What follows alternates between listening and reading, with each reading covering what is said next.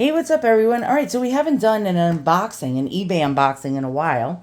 And so let's get this open. Now, I paid a little too much for this, I think. And I don't usually spend this much on costume jewelry, but I was hoping that there might be like a 1% chance that these are real gemstones. Most likely not. And we're going to find out right now. And let's check it out. So I paid probably like a little more than I was willing to usually spend on things like this. There was no size in the description. They didn't say how big this brooch was. And, all right. So, I mean, the pictures weren't that great. Took a chance on it.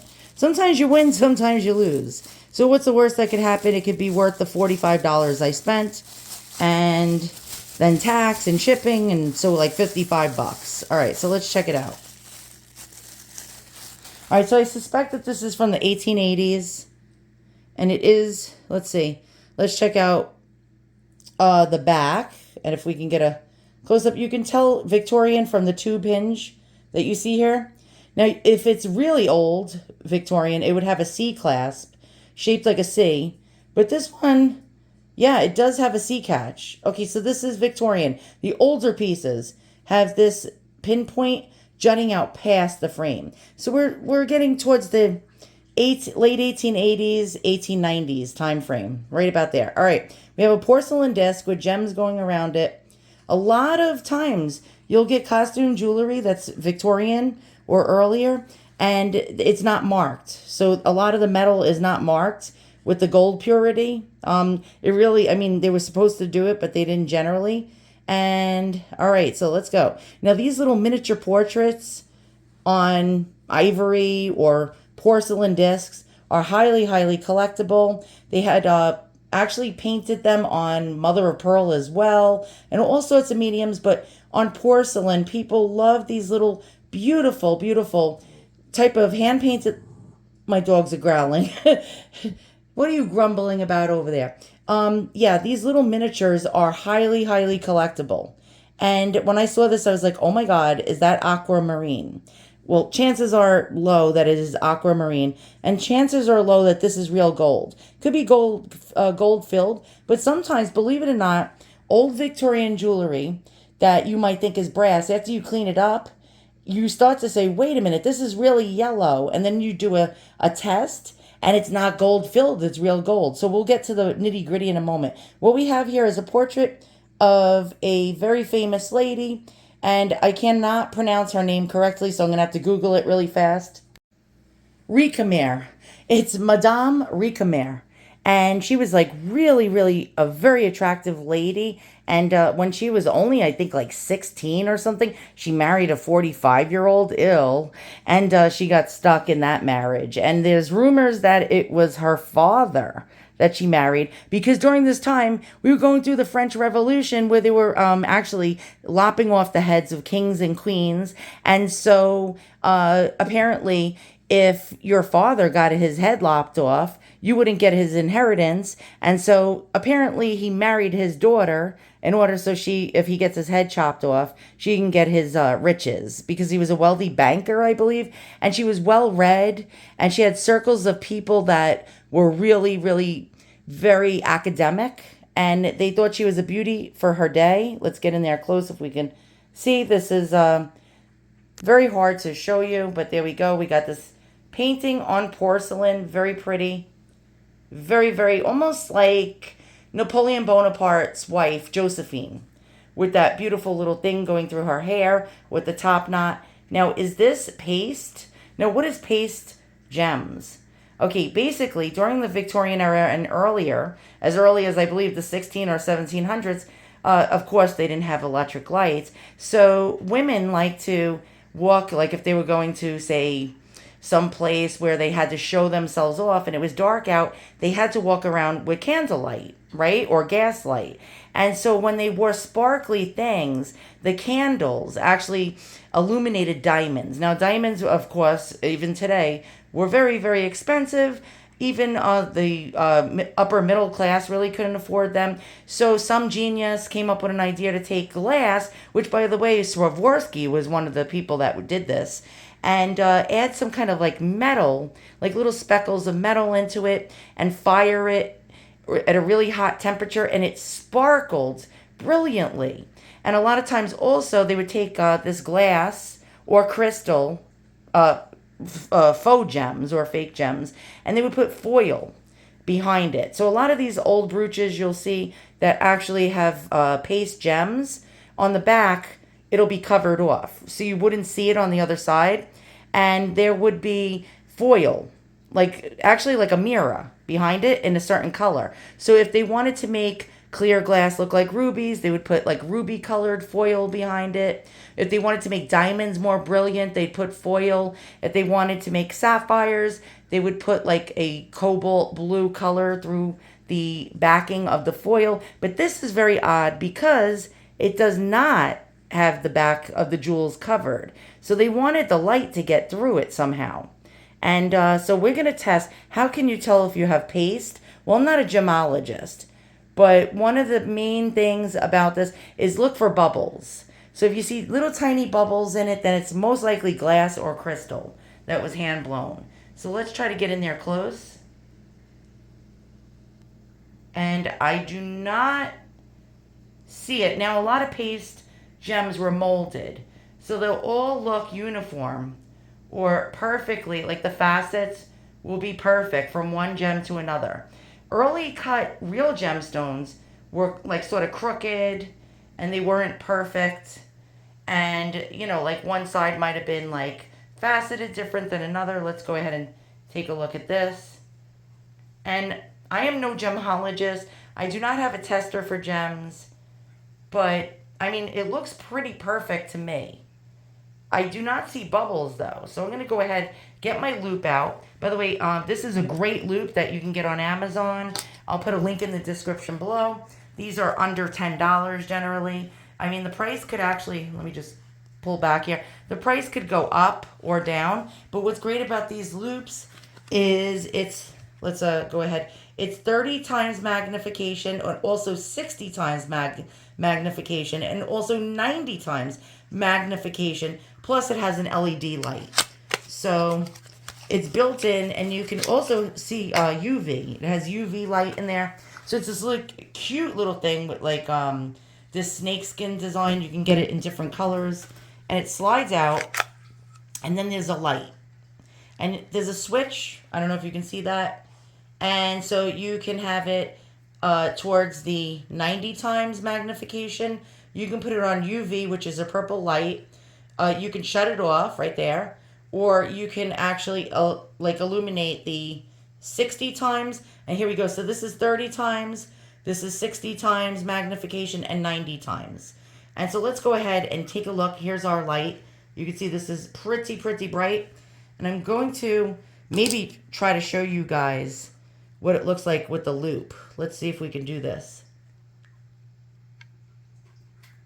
And my dog is eating right now. If you hear slopping, he's drinking like a pig from a trough and eating. All right, can we get in there? This is very hard to do when you're trying to film and do this at the same time. I don't think we can do this without my hand shaking. So I'm going to lower the camera. Let's go ahead and do that. Videos are probably taking way too long, but you guys will probably still stick around if you're faithful viewers. And if you can, please hit the thumbs up and subscribe. And let's try to see what we got here.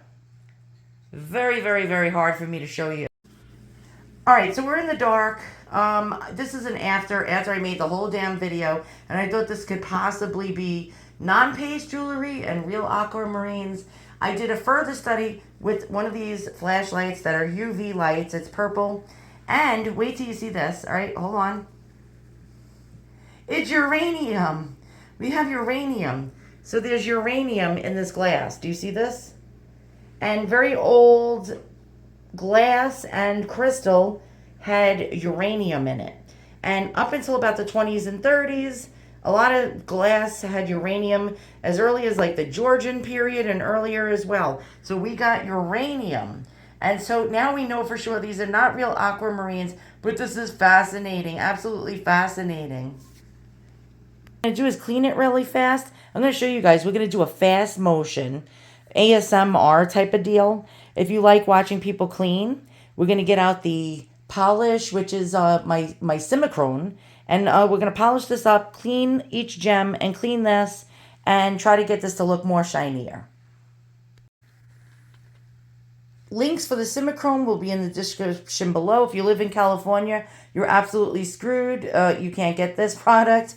And so I use things like a denture brush, and I use Q-tips, and then I use actually a silver polishing rag with a buffing side. All the links for these products will be in the description below. If you buy it, I can assure you I'll probably only make about 3 cents.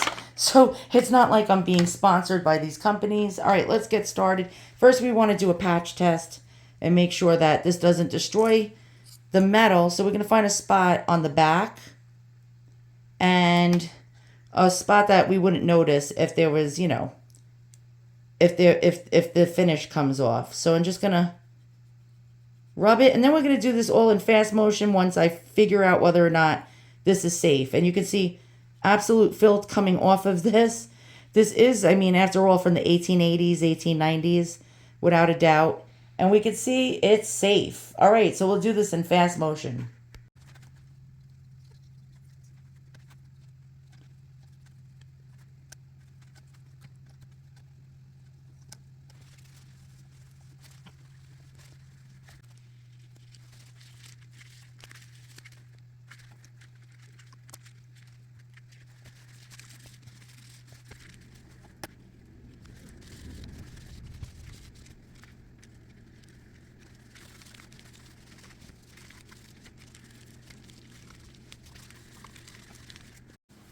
You can see how this shined up like a new penny.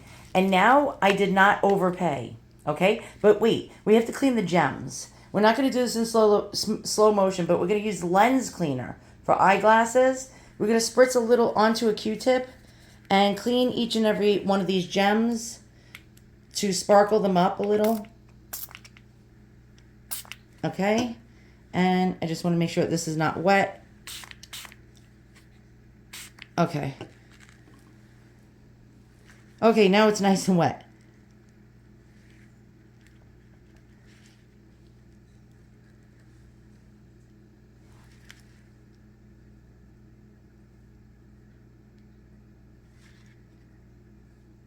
And I'm going to get on the other side. I did not clean the other side of the brooch because I just didn't feel like it. It's just way too much work.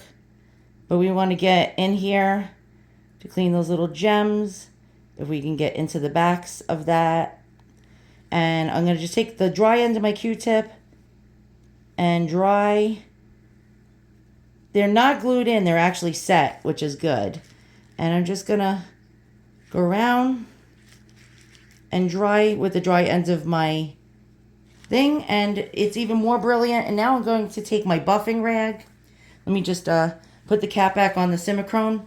We're going to take the buffing side of the buffing rag. All these products you see here will be actually in the description beneath this video. You can click on them and buy them on Amazon. Remember, I'm only probably going to make 3 cents if you buy each one of these items. I barely get any commission if you click on the links. So it's not like I'm like, oh, you know, I'm going to plug all these products to you. I'm being honest. This is, look, you see how well it works. All right, so let's go ahead. I don't want to get my fingerprints on here, but I'm going to go around and I'm going to buff the gems. Now we know that they're probably crystal, early Swarovski crystals. And believe it or not, did you know paste gems? I'll tell you all about paste gems. Hold on a second. Let's clean this mess up. Paste gems were actually quite expensive, believe it or not. It was expensive for paste gems, and beautiful paste gems could be in all different colors. So you can get the most prettiest of pinks and purples and amethysts and emeralds and rubies and beryls and topazes. And when a woman would walk into a room, this was a statement piece. It was a statement of elegance and richness and elitism. And so when the candle would flicker, this would just sparkle on a lady's dress, and she would make her grand entrance, And now what is something like this worth? I would probably not sell this for less than, since it's a miniature portrait, there's multiple different collectors things with this. Okay, so it has multiple things going for it. What it has going for it is the miniature portrait on porcelain. This is European, most likely probably German or French or Italian. And what else does it have going for it? It's a piece of jewelry. So that's a second tier collection. So a collector looking for jewelry that's antique and Victorian would love this. Someone who collects miniatures on porcelain or porcelain miniatures would love this. Also, people that like to collect French tour antiques. And what do I mean by the Grand Tour or French tour antiques? When they took a trip to Europe, they would bring back a souvenir of the artworks that were from Europe. And this original painting was painted and by a famous artist. I don't feel like looking it up right now. But so this is in miniature of that original painting. And this is just absolutely stunning. I wish this spot from the lamp above would go away, but look at the shine and the brilliance. And now I am so glad that I pulled the trigger and paid $45 and then 50-something dollars with shipping and tax. So if I had an Etsy shop or a First Dib shop or a shop on Ruby Lane, or if I was selling this in a highfalutin antique shop, I would probably not sell this for less than at least $250 to $500. It is just absolutely stunning. Look at these crystals. Let's get in there. Paste is beautiful. Look at that. Look how that sparkles. And I believe that's rose cut. I am not a gemologist. I do not know, but look at that. But it looks like it was hand cut and not done on a machine. So let's get in there and check out some of these stones. And look at the sparkle. And again, you can see an irregularity in the center. Could be a chip, for all I know, or it could be the way it was cut. There we go. And when you move the hand away from the back of it, the color just goes right through it. The light and the sparkle and the shimmer goes right through it. Now, it was filthy dirty like this on the front. And now we have this. Thanks to Simichrome. And thanks to all the cleaning supplies that I just showed you that I used. Fantastic. Thanks for watching. We'll go to the next one. Some more really cool finds on eBay should be arriving any day.